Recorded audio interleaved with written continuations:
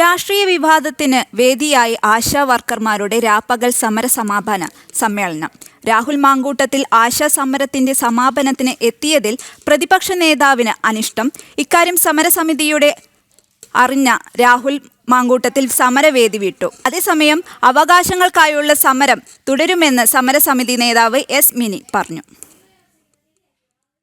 സമരം അവസാനിപ്പിക്കുകയല്ല, സമരം തുടരുമെന്ന് നമ്മൾ പ്രഖ്യാപിച്ചിട്ടുണ്ട്. ഈ സമരം തുടരും.